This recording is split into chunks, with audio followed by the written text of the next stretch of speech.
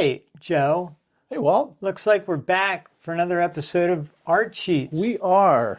Well, again, I have to tell you, my personal feeling of excitement is at an all-time high about today's episode.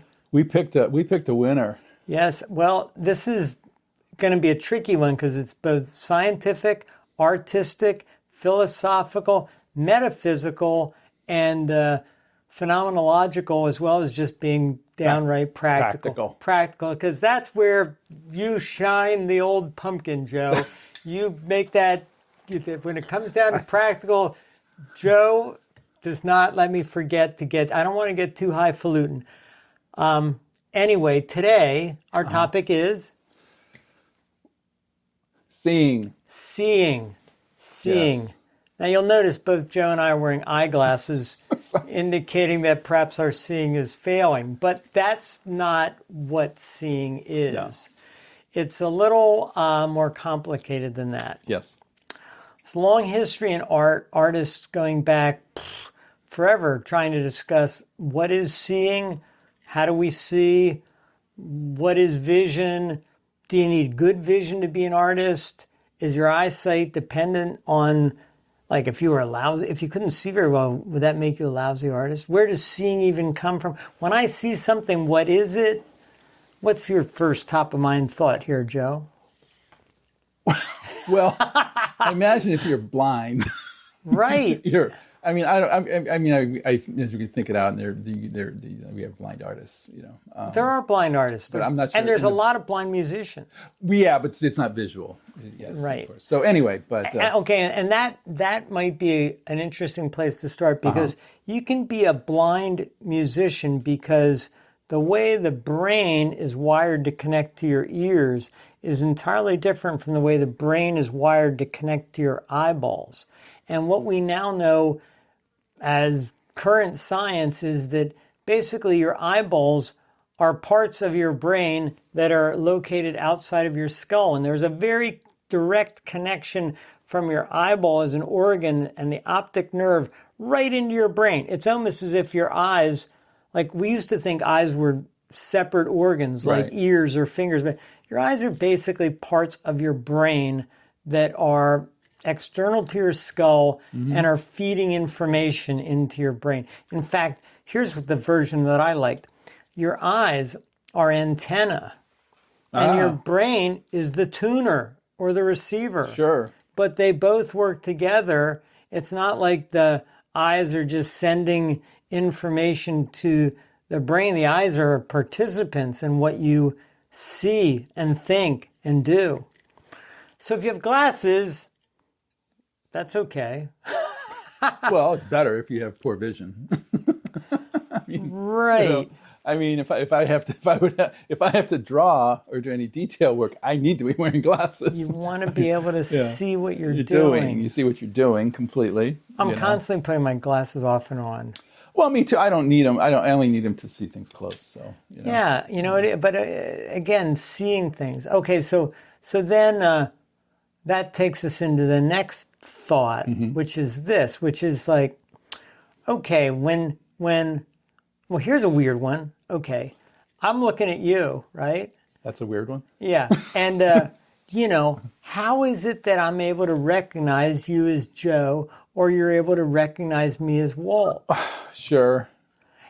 It is because we have learned the patterns, exactly. And that's going to be a big part of whatever we talk about here. But it's like, to what extent is this all about pattern recognition? You're either recognizing a pattern that's out there or a pattern that's in here. Yeah, even a friggin' trout, when it sees a fly on top of the water when you're fishing, it's all pattern recognition. It knows what a fly... It doesn't know what that smells like. It doesn't know what it tastes like. All it knows is there's a certain pattern on the surface of the water, right? Right. And so that's somehow in our reptilian brains is this thing about recognizing pattern. Way down there. And, it's interesting. Now, I know you and I, we've both talked about, various experiences with drugs. And, Many times. And one of the interesting things is, like, people that take psychedelics, they see the same kind of pattern. Oh, that's kind of interesting. Yeah. Well, it's sort of when you rub your eyes too, and we all see the same patterns, right? So maybe a part of this, and the current science would support it, is there is some low-level wiring in our brain that kind of an underlying base level programming of geometric patterns and shapes and squares. And, you go down there far enough. Now, people that take DMT, which I haven't taken, I'll certainly say recently, but people that say, they see these same geometric formations. They see the machine elves and they see the weird, weird stuff. Right. So that may in fact be the drug sort of removing a lot of layers of external patterning and showing this base level. Yeah, we won't even get into the whole thing about what's reality and what's but fair enough. But there's also people that say like, okay, everything we are seeing is basically a hallucination, created by our brain trying to figure out the patterns that are out there. Yeah, absolutely. I mean, but it's well adapted to the world we live in. We know that if I'm going to go reach and touch this red thing that's an apple and put it in my mouth, it all works, right? It all works. It's not like when I touch it, it turned into vapor. Okay, but here's another weird thing, right? The pattern thing is like, so part of this pattern thing is probably some base level stuff that's happening in our brain, like the geometric patterns. Right. But then there are other patterns which are probably cultural. Like when I see a picture and I'm like, oh, beautiful woman, right? Now, my idea of a beautiful woman, that's a cultural pattern I learned absolutely at some point. And even within a culture, people may have a different opinion of what's a beautiful woman and what's not. Right. Like, in African culture, I'd want to have a long ring neck thing or, it's something very different from, from someone in New York. Yeah, the New York blonde socialite with pearl necklace. Now, they may like a lot of piercings.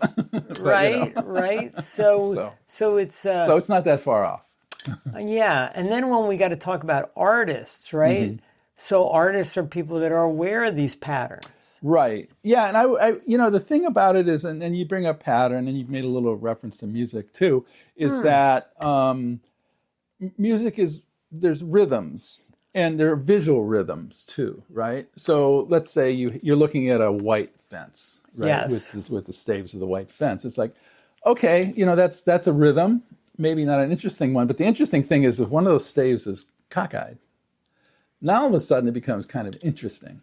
Right? Oh, now you're really getting into it, because when you get into art, this is the thing, like, okay, you could have a thing that is just like the acceptable pattern of a pleasing seascape, right? Right. There's some rocks and a beach and a red lighthouse, and it's like, that's the pattern. Yeah. But it's also kind of boring.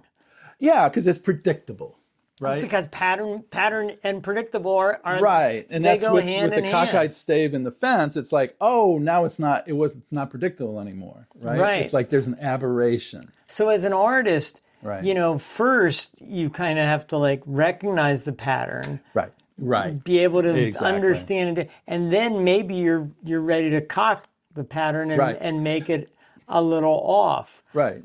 There is a painting that I've been interested in lately. And it's, the story goes like this. I might have already talked about this in one of our other 24 episodes. And let me tell you, you should watch every one of them because there's gold in every one. But, not that they exist.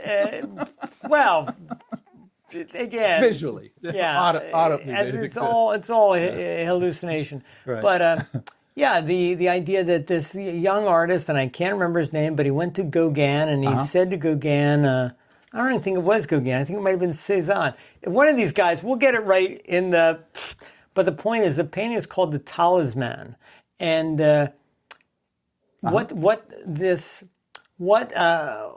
attempt was to show this young artist, don't paint realistic detail, just paint sensory information. Right. And so the resulting painting is just like colorful blue, red, yellow trees. The net result is like an attempt to just paint sensory information. Don't paint what you realistically think a tree and a brook and a house should look like. Yeah, no, I saw recently an online tutorial where they were talking about drawing a scene, and his thing was to say, don't. It's not a car. Don't look at the car and say car in your head. Look at this. Just look at the shapes that is creating, including negative space. Yep. Which is something I think a lot of people don't think about that much when they're looking. It's oh, there's this red object that's the car, and there's this green object that's a house, and it's like, no, you can't think that way. I think if you really got to just sit there and look at like the shapes that are the negative and positive spaces around. Well, that's I mean, I don't know how many people in our audience have ever been in the life drawing class or done much life drawing but and this applies to a fair amount of art. Right now you and I are just seeing, right? I see you, you see me. Right.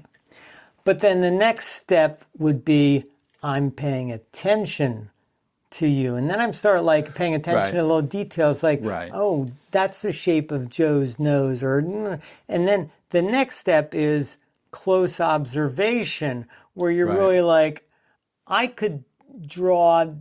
Now I don't even have to look at Joe. I've observed him so much. I know what I can hold it in my mind. And the point here is just like, we all walk around seeing stuff, but a lot of what we see, we're not really observing closely enough to incorporate it into our mental library. Now, how about this? Ready for this one? I'm always. There is an artist that I know. His name is Rick Barry. He's a terrific artist, completely underrated, overlooked guy. The guy's a bit of a genius. So Rick has one of the best visual engines in his head of anybody that I've met. And what he thinks is that most people, not everybody, but especially artists, we already walk around with all these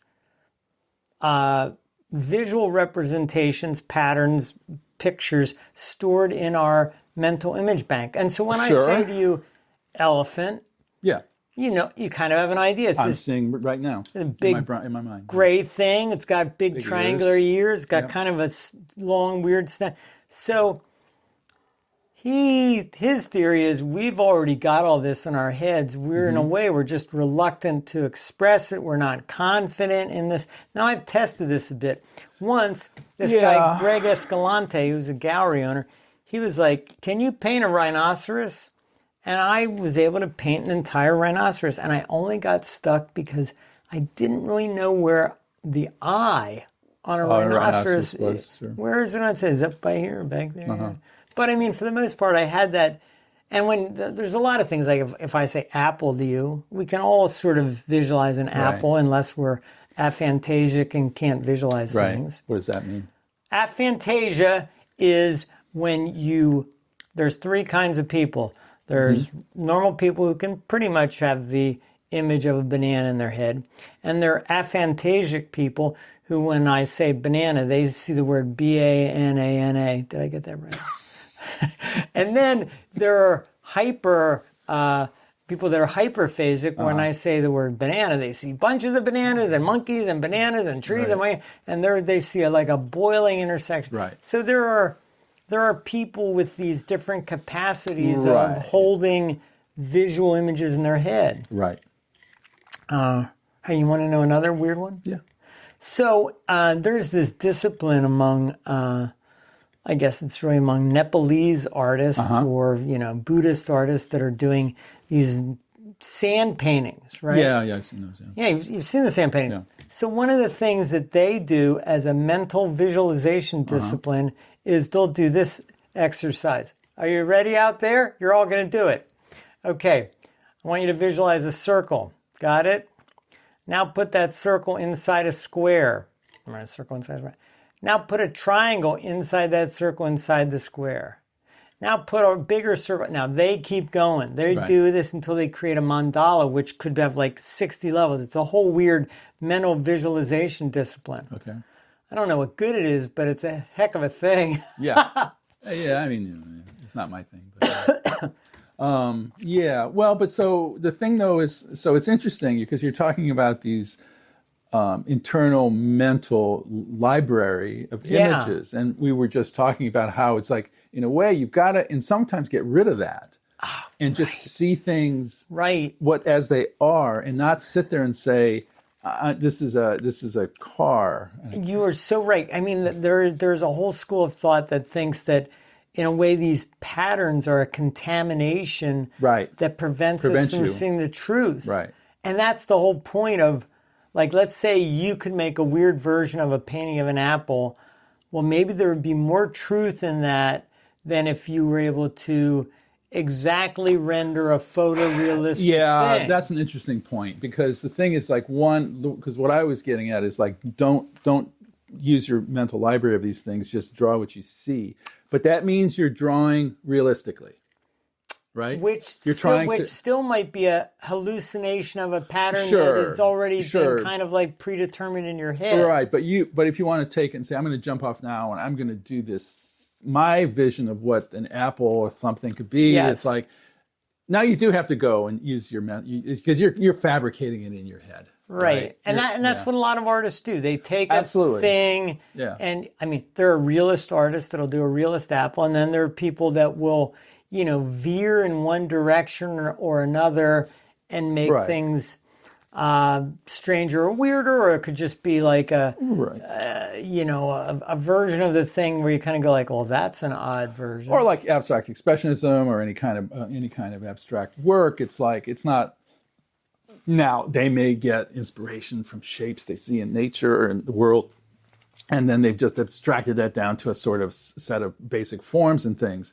But on the other hand, like Rothko, it's like there's these big fields of paint, so he's not even thinking about this representing anything except these color fields, right? So his shapes are from ideas. They're from his head, right? Well, you also see it's weird when you see kids, when you see children doing drawings, and they're like, draw mommy, draw daddy, draw, some of the stuff is, you can see they're, where are they getting those ideas or those patterns? I mean, sometimes it's something they've seen, but sometimes it's very weird. Yeah, and it's coming out of their head. You're right. They're not sitting there like, oh, I'm rendering mommy right there. I mean, you go young enough, and it's like, daddy is a black tangle of dark swirls. And then it's like, what's going on? But then you're like, oh no, that's the way his hair, that's the texture of his hair. Sure. Yeah, it's not, I thought he was a monster, but no, just, that's daddy's hair. That's daddy's hair, because that's what's, been, that's the piece of the pattern. It's not the whole pattern, it's just a piece of it. So anyhow, so there's this thing about, it's this important distinction between really seeing what's out there and versus synthesizing and taking in and then resynthesizing things from your imagination. Right. And so, I mean, again, I guess we want to do some practical stuff. Well, like the most practical thing is always, again, our mantra is simplify. And if you're looking at something, it's like, okay, no, it's not a car, it's not a tree. It's like, what are the basic shapes? Right. That's triangles, squares, circles, whatever. Just try to see it as shapes. And that's a compositional approach to look at things, which is good. Right. Which so that's one way. I mean, and like composition is artistic, right? No, completely. Well, it's the framework. Yeah. If you have no sense of composition, I mean, you could have a thing. But I mean, golden mean, or whatever methods you use, and just it's in composition. It's just like make sure your subject is right up there and forward, stuff like that. But just when if you squint at something, it'll break it down. One thing is, I remember learning this from photography, is you squint at it and the color goes away. Now it's black and white. And also a lot of the detail goes away. Yeah. And so now you're looking at something in just the rough, fuzzy shapes. And you can it's good to lay things out that way. In the painting world, there's people that have talked about the secret squint, where you squint and maybe it makes it. Well, really, the whole point of squinting is it impedes your vision and it simplifies things. Simplifies, right. Exactly. I mean, there's a bunch of other crazy things people have tried too, like, painting, you take your glasses off, and if you can't see that well, go you ahead go. and paint anyway. Right. Or another interesting experiment is if you get a pair of like deeply colored glasses, like yellow or Right. red or whatever, and then your color sense of things is Right. immediately Right. messed up. And if Right. you just proceed, you can get a really crazy result if you put on a pair of like red goggles and then do any work and you're Sure. like, whoa. Yeah. Well, I think that the squinting simplification thing, and really what it is, it's like, oh, I'm going to capture, I'm going to draw, I'm going to paint this thing I see. And all that is a sanity check. It's like, okay, let me look at the basic structure of this thing. And I may, okay, yeah, you know what? It's a little off kilter. If I just move it over a little bit, oh, now we got it. Yeah, so it's really more of a tool to sit there and make sure you have a good foundation and composition to build onto, right? Yeah, also for artists, I mean, seeing, okay, I'm going to break this down a bit because for a photographer, you can see a thing and Right, there you it's go. it. It's you got it. yeah. But if you're drawing or painting or sculpting or making a lot of other things, it's not as instant. So it's more of a process. So you have some kind of an idea, like let's say I'm going to do a sculpture of your head. Well, maybe I'm going to work from that. Maybe I'm going to have a foot or whatever. It's going to be, I'm going to have an idea in my mind that this is going to be a model of the thing. But as I go forward, I'm going to go, well, that doesn't look right. Well, all right, that's sort of what it, okay, I like the way that ear looks. So it's, artistically, you're judging whether what you're making looks the way you intended, and it doesn't have to like exactly line up with the external referent. No, and it's a starting point. Honestly, whenever I do it, it never ends up the way I thought it was going to start, when I started. Yeah, right? and isn't that interesting? Never does. Because you're looking at it as you go. And sometimes you're wrong. in the vision in your head, it's like once you see, you're like, oh, that was stupid. And so you're kind of editing and making adjustments as you go along. So yeah, never does it ever kind of say, okay, this is my idea, and oh yeah, okay, executed. No, there's always adjustments made. Now there are artists That's just me. Yeah, but I mean, now there are artists who have a picture in their head and they're able to just execute it. Completely. And like some of the most famous ones are comic book artists who they do that just for the sake of efficiency. Yeah, I was going right? to say because they have to. Yeah, right? Like exactly. they're not going to go, oh, like, I'm going to change it. And like, no, the arms are like this and he's going like that and I'm just going to execute. And they got to pump that thing out. And they get really good at that. Exactly. But here's another thing we don't even talk about this much on art sheets. All these patterns and things like the comic books, they all build habits, and the more you do it, they build habits. So then once you've built that habit of working that way, it can be very hard to go, oh, what kind of a feeling do you have for that shape? Or, other ways of approaching the thing. Oh, no, absolutely. No, look, it's the same with music. It's like a lot of the things that you're doing a lot of times is just breaking your patterns, because you do get in these patterns, and it's because they're easy to execute, right? Yeah. But you also become predictable of what you're doing. So, so part of the process is it's this double-edged sword where it's like you got to practice and get better at a thing. You got to incorporate these things so you can get good at it and easily generate these things. But then it's not that far down the road, then you got to break that. Right. And it's like have a new approach to it. So it's it's the artist's dilemma. Yeah, no, but I mean that is the interesting part of the process, because like think about this. I'm sure that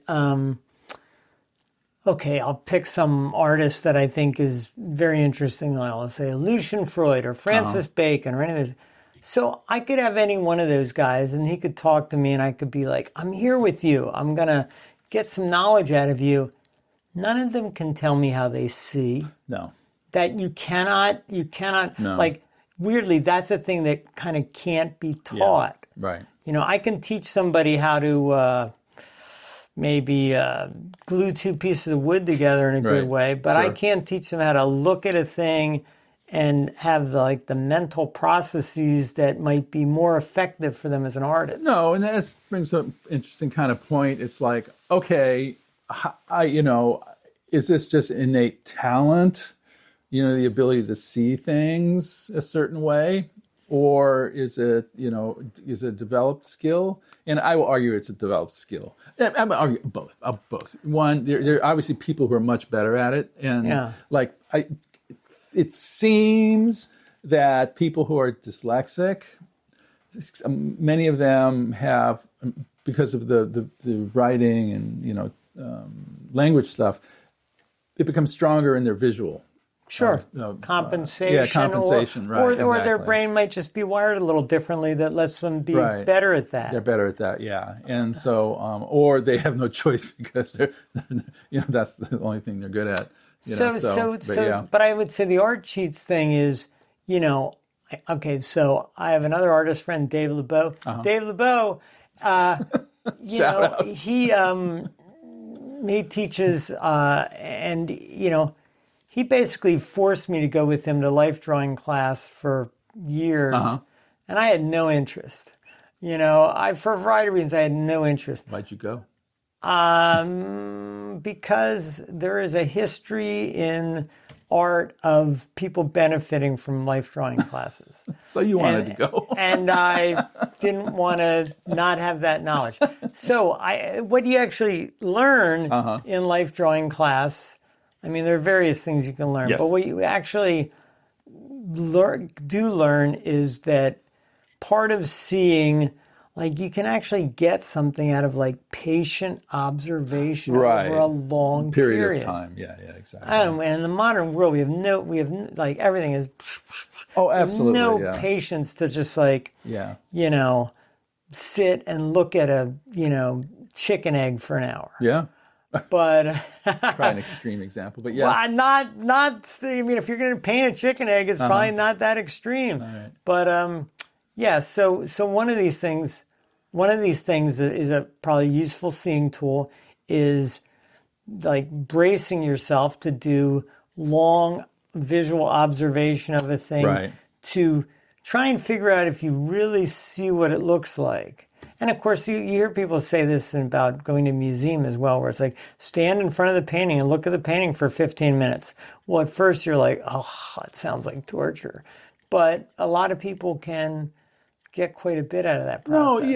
No, and I've done it. And you're right. You just sat there and said, okay, I'm just going to, and I did it. I forget what it was. It's probably a nude. No, it wasn't. It was actually a landscapey scene from an old master. And I'm sorry, I forget all the details, but I remember sitting there, and usually I just skim by those things. And then I just said, you know what? I'm going to sit there and spend some time with one of these old paintings. And I did, and then all of a sudden, it just, these things started unfolding. Yeah. It was like, oh, yeah, so I looked at the composition. It can be weirdly engaging. Yeah, and then I looked at the colors, and I'm like, oh, yeah, look what he did there, and this kind of thing. So it actually was a really good exercise. And also, probably if it's a quality painting, the person making it might have spent, 40 hours on it. So if you spend 5 minutes looking at it, it's not a horrible bargain. Oh, no, absolutely. But anyway, so I agree 100%. It's a good thing to do. It's just with certain works, just sit there and just, okay, you know what, spend some time. You'll start seeing things. So one of the big art sheets is spend some time observing something. Yeah. And the other art sheet, which is a little trickier, is try and draw with your imagination. Now, there's some people, again, comic book artists, a lot of comic book artists, Jean-Michel Giraud, Mobius. There's other people, Joe Kubert. There's some people that are really good. Again, Rick Barry at drawing. Rick Barry can draw from his imagination. And if I said to him, Rick, I want 5 drawings of a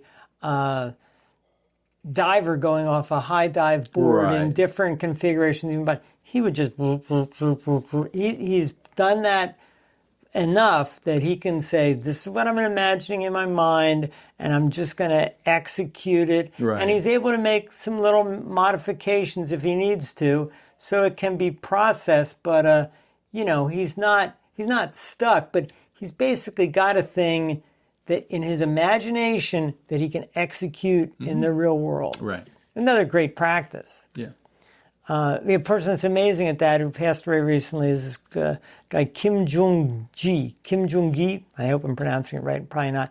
But he is a artist who will just start a drawing and he'll fill a whole wall with the illustration. And and it's all just rolling out of his imagination. Oh, I'm not familiar with him. You're going to like it. People love him. It's right there. Too bad he's dead. There's other people that can do this. It's not a singular skill, but it is a thing that... and, the other place you find a lot of these imagination drawings, or, a lot of just exercises on seeing and drawing is in artist notebooks. Sure. We could I was going to say that because, certainly my notebooks and drawing books are just like, that's all from my head. I'm not looking at things. Mine look like that. It's all shorthand. Yeah, right. Well, what else do we have to say about seeing, if anything, Joe? Seeing is believing. Seeing is believing. That's right. And if we can see it, we'll believe it. And if you make something that's great looking and we see it, we'll believe it's great looking. And if you make something that looks like crap and we see it, then again, seeing is believing. Because, it's where the rubber hits the road. It's also where the... Any more platitudes? Okay. So, no. But I will end on this, which is the thought that, I'm sure we've all had this seeing experience where you walk around a museum or somebody's house or whatever, and you walk around and you're like, nah, nah, nah, nah, That's usually how I walk around. and then suddenly you go like, wow! Something strikes you, sure. Visually. Yeah. So that's what we want from you. Yes. Give us that wow moment. A surprise, a beauty, a pattern that we recognize, that you recognize, that we recognize that is unusual, that you've recognized an unusual pattern, that you've brought that truth to us, and that we can then recognize that true pattern of your realization. Recognition. What another great episode of Art Cheats, right, Joe? They just keep getting better. See you next time.